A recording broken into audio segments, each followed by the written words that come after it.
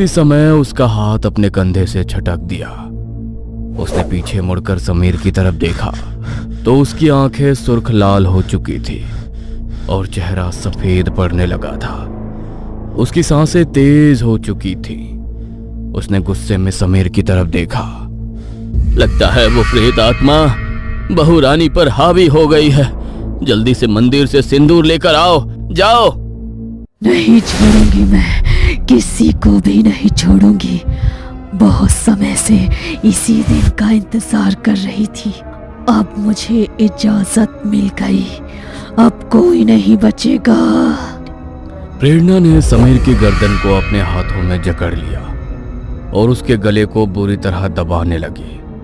तभी गांव की एक औरत ने पीछे से आकर प्रेरणा के माथे पर माता रानी का सिंदूर लगा दिया और प्रेरणा उसी समय वहां बेहोश होकर गिर पड़ी। उस बूढ़ी औरत ने प्रेरणा के सर से 7 बार कुछ पैसों को वारा और उसे आरती की थाली में रख दिया। सामने दोबारा से थाली में रखे दिए को जलाया। ये लो आशा, इस आरती की थाल से भोग चढ़ाकर दोबारा पितरों का आवाहन करो और उनसे माफी मांगो। अब वही तुम्हारी बहू की उस प्रेत शक्ति से रक्षा करेंगे। उस औरत ने आशा के हाथ में आरती की थाली पकड़ाई और आशा ने पितरों का आवाहन कर उन्हें भोग चढ़ाया। भोग चढ़ाने के बाद वह तुरंत ही प्रेरणा को उठाकर घर लेकर चले गए। आज तो अनर्थ होते होते बच गया। पता नहीं क्या गलती हो गई हमसे, जो वो प्रेत शक्ति हावी हो गई बहू पर। मुझे नहीं लगता कि बला अभी टल गई है। वो शक्ति बहू पर हावी हुई है तो जरूर हमारे घर के इर्द गिर्द ही मंडरा रही होगी। हमें कल के कल ही पंडित जी को घर पर बुलाना पड़ेगा। वो लोग जिस प्रेत शक्ति से डरे हुए थे वो उनकी बहू के साए के पीछे पीछे अब उनके घर में प्रवेश कर चुकी थी। घर के हर कोने में उसका साया पसरा हुआ था। रात भर तो प्रेरणा बिल्कुल शांत रही। सुबह होते ही घर वाले पंडित जी को बुलाने मंदिर पहुंच गए तो उन्होंने देखा कि मंदिर में आज पंडित जी की जगह बस उनका शिष्य ही पूजा पाठ कर रहा है। क्या बात है, आज पंडित जी अभी तक मंदिर नहीं आए? आज उनको आने में देर हो गई क्या? नहीं, पंडित जी के एक रिश्तेदार की अचानक मौत हो गई। वो अपने परिवार के साथ वहीं पर गए हैं। आने में उन्हें कुछ दिन लग सकते हैं। क्या पंडित जी जब तक बंधन नहीं करेंगे तब तक कुछ भी सुरक्षित नहीं होगा? क्या आप हमारे घर का बंधन कर सकते हैं? माफ कीजिएगा, लेकिन मुझे बंधन करना नहीं आता। वो तो पंडित जी कर सकते हैं। तब तक आप घर की चौखट पर माता रानी के सिंदूर का स्वास्तिक बनाकर अपने घर की रक्षा कर लीजिए। मैं अभी अंदर से जाकर सिंदूर लेकर आता हूँ। शिष्य ने मंदिर से विनोद को सिंदूर की शीशी दे दी। विनोद उसे लेकर जब वहां से जा रहा था तभी काला लिबास पहनी वही औरत मंदिर के पीछे छिपकर उसे देख रही थी। वो छिपते हुए विनोद के पीछे पीछे चलने लगी और थोड़ी दूर पहुंचने के बाद विनोद से जाकर टकरा गई। उसका चेहरा काले कपड़े से ढका हुआ था। टक्कर लगने के कारण सिंदूर की शीशी विनोद के हाथ से गिर पड़ी और इसी बात का फायदा उठाकर उसने तुरंत मंदिर के सिंदूर की शीशी को दूसरी सिंदूर की शीशी से बदल दिया। माफ करना भाई साहब, मेरी वजह से आपका सामान गिर गया। नहीं नहीं, कोई बात नहीं। विनोद ने वो सिंदूर की शीशी उठाई और वहां से निकल पड़ा, मगर तभी उस औरत की आंखों में एक अलग ही तेज आ गया, जैसे उसे अपनी मंजिल तक पहुंचने का एक नया रास्ता मिल गया हो। वो पल भर में बड़े ही तेज कदमों से वहां से निकल गई। विनोद ने घर पहुंचते ही डिब्बी के सिंदूर से घर के बाहर स्वास्तिक बना दिया, मगर वो नहीं जानता था कि यह मंदिर का सिंदूर नहीं है और अब उसके घर के भीतर उस प्रेत शक्ति को प्रवेश करने से कोई नहीं रोक सकता है। जैसे ही विनोद ने घर के भीतर प्रवेश किया उसके साथ एक काली परछाई भी घर के अंदर दाखिल हो गई। प्रेरणा बहू, आज तुम्हारी पहली रसोई है। खाने में सबकी पसंद का ही खाना बनाना और मीठे में हलवा जरूर बनाना। समीर को सूजी का हलवा बहुत पसंद है। काजू किशमिश जरूर डालना। ठीक है माँ जी, मैं खाना बना लेती हूँ। प्रेरणा खाना बनाने रसोई की तरफ जाने लगी। तभी उसे लगा कि पायल पहने कोई औरत उसके साथ साथ चल रही है। उसने अपनी नजरें घुमाकर देखा, मगर वहां पर कोई भी नहीं था। कल रात के हादसे के बाद प्रेरणा पहले ही घबराई हुई थी, मगर उसे अपनी पहली रसोई बनानी थी, इसलिए इस बात को अनदेखा कर वो रसोई में चली गई। वह हलवा बनाते हुए अपने हाथ से करछी चला रही थी।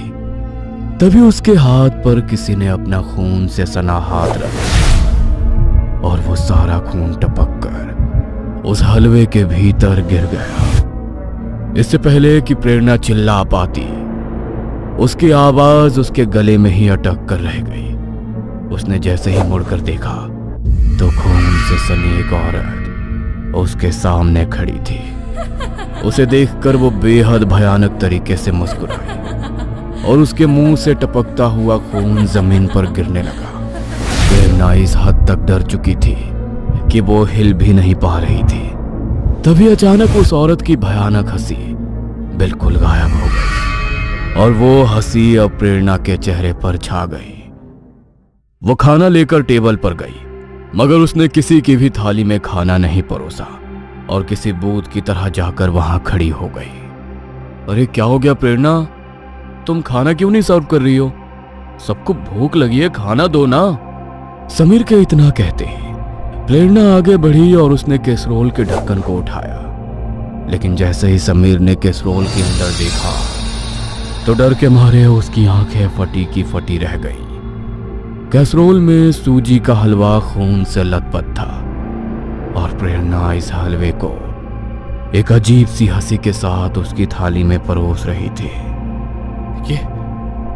ये तुम क्या कर रही हो प्रेरणा? इस हलवे के अंदर ये खून कहां से आ गया? तुम मेरी थाली में आखिर ये क्या परोस रही हो? किसका खून है ये? प्रेरणा ने भयानक तरह से हंसते हुए समीर की तरफ देखा और उसके मुंह से भी खून रिसकर गिरने लगा। वो अचानक से समीर की तरफ बढ़ी और उसने समीर के बालों को पकड़कर उसके सर को सामने डाइनिंग टेबल पर जोर से दे मारा। समीर के माथे से खून का फवारा फूट पड़ा। तभी आशा भागती हुई वहां आई। ये तू क्या कर रही है बहू? दिमाग तो खराब नहीं हो गया तेरा? देख तो सही कितना खून निकल रहा है समीर के माथे से। हट यहाँ से, देखने दे मुझे। आशा प्रेरणा को धक्का देकर आगे बढ़ने लगी, मगर तभी प्रेरणा ने आशा की गर्दन को अपने दोनों हाथों से पकड़ा और एक ही झटके में उसकी गर्दन को मरोड़ डाला। आशा सीधी निठाल होकर जमीन पर गिर पड़ी। विनोद अंदर कमरे में सिंदूर लेने के लिए दौड़ा। वो जल्दी से सिंदूर लेकर आया और उसने सिंदूर को प्रेरणा की तरफ फेंका, मगर खुद पर सिंदूर पड़ते ही प्रेरणा जोर जोर से हंसने लगी। ये देखकर विनोद के पैरों तले से जमीन खिसक गई। यह कैसे हो सकता है? मंदिर के सिंदूर का इसके ऊपर कोई असर क्यों नहीं हो रहा? मुझे छोड़ दे, जाने दे मुझे। तुझे जाने दूं? तुम तीनों को चुन चुन कर मारूंगी और जब तक तुम तीनों मेरी आंखों के सामने अपना दम नहीं तोड़ देते, मैं मुक्त नहीं हो पाऊंगी। क्या? हम तीनों को मारने से भला तेरी मुक्ति कैसे होगी? हमने तेरा क्या बिगाड़ा है? हमसे जो भी भूल चूक हो गई है हमें माफ कर दे। माफ कर दूं? तुम लोगों को माफ कर दूं? भूल गया तुम तीनों ने क्या किया था मेरे साथ, गंगा के साथ। गंगा? हाँ गंगा, और ये गंगा अब अपना बदला लेकर ही जाएगी। इतना कहते ही प्रेरणा ने विनोद के गले को कसकर पकड़ लिया और उसकी आंखों में वो सारी धुंधली यादें सामने आने लगी, जिसके कारण उन लोगों के साथ ये सब हो रहा था।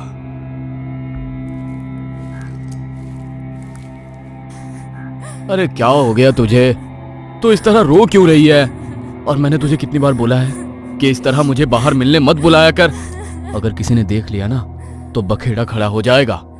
अगर तुमने मुझसे शादी ना की तो बखेड़ा तो तब खड़ा हो जाएगा। मैं 3 महीने से पेट से हूँ। मुझे आज ही ये बात पता चली। अगर गांव में किसी को ये बात पता चल गई तो मेरी माँ तो मुझे जान से ही मार देगी। अब हमें शादी कर लेनी चाहिए। तुम अपने घर वालों से बात करो। तुम्हारा दिमाग खराब हो गया है क्या? कैसी शादी? कौन सी शादी? अरे हमारे घर में काम करने वाली नौकरानी की बेटी हो तुम। अरे तुमने सोचा भी कैसे कि मैं तुम जैसी लड़की से शादी करूंगा? इस बच्चे को मैं नहीं अपनाने वाला। क्या पता किसका पाप अपने पेट में लेकर घूम रही हो। क्या ये सब क्या बोल रहे हो तुम? तुमने मेरे बारे में ऐसा सोचा भी कैसे? ठीक बोलती थी मेरी सहेली कि इसकी बातों में मत आ, लेकिन मैंने ही कभी उसकी बात नहीं सुनी। मगर कोई बात नहीं, अगर तुम मुझे नहीं अपनाओगे तो मैं ये बात खुद से पूरे गांव में फैला दूंगी। भले ही मेरी जान जाती हो तो चली जाएगी, लेकिन चैन से मैं तुम्हें भी नहीं रहने दूंगी। पूरे गांव में बदनाम हो जाओगे तुम, और तुम्हारे परिवार का जो औहदा है वो भी मिट्टी में मिल जाएगा। नहीं, तुम ऐसा कुछ नहीं करोगी। वरना क्या? हाँ, तुम्हारी किसी बात से डरने वाली नहीं हूं मैं। मुझे अपनी जान की कोई परवाह नहीं है। ये सब बोलकर गंगा वहां से चली गई, लेकिन उसकी बातों से समीर को उसके परिवार के ओहदे का डर खाने लगा। उसने डरते हुए ये बात अपने घर पर बताई। ये क्या बोल रहा है तू? तुझे वही लड़की मिली थी क्या, एक नौकरानी की बेटी? लेकिन अगर उसने गांव में ये बात फैला दी तो हमारी इज्जत तो मिट्टी में मिलकर ही रह जाएगी। गांव के लोग थू थू करेंगे हम पर। जानता हूं माँ, इसीलिए अब आप लोग ही मेरी मदद करो। अगर मैंने उसे मारा तो उसकी कुछ सहेलियों को हमारे बारे में पता है और मैं उन्हें नहीं जानता। अगर उन्होंने गांव में ये बात बता दी तो और मुसीबत हो जाएगी और सबको पता चल जाएगा कि उसे हमने ही मारा है। तब तो एक ही रास्ता है उससे तेरी शादी कराने का। उसके अलावा फिलहाल हमारे पास दूसरा कोई चारा नहीं है। लेकिन पिताजी। अब इस लेकिन के लिए हमारे पास कोई समय नहीं है। जाओ और कहो उससे कि तुम मुझसे शादी करोगे। बाकी की बात बाद में करूंगा मैं तुमसे। समीर ने वही किया जो उसके घर वालों ने उसे करने को कहा। उसने गंगा से शादी कर ली। गंगा बहुत खुश थी कि समीर ने उसे धोखा नहीं दिया, मगर वो नहीं जानती थी कि उसके पीछे उन लोगों की क्या साजिश चल रही है। दोनों मेरी बात सुनो। इसका 8वां महीना पूरा होने को आया है। जैसा हमने सोचा था अब वैसा ही करना है। अगर घर में एक बार बच्चे की किलकारियां गूंज गईं तो और मुसीबत हो जाएगी। गंगा ऊपर वाले कमरे में कुछ सामान लेने गई थी और आशा की नजर उसी पर थी।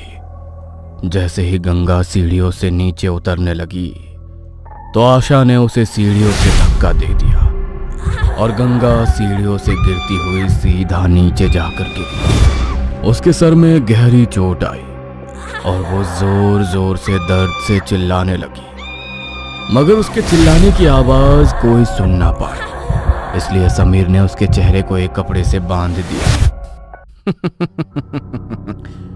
तुझे क्या लगा मैंने तुझसे शादी कर ली तो मैं तुझसे प्यार करता हूं?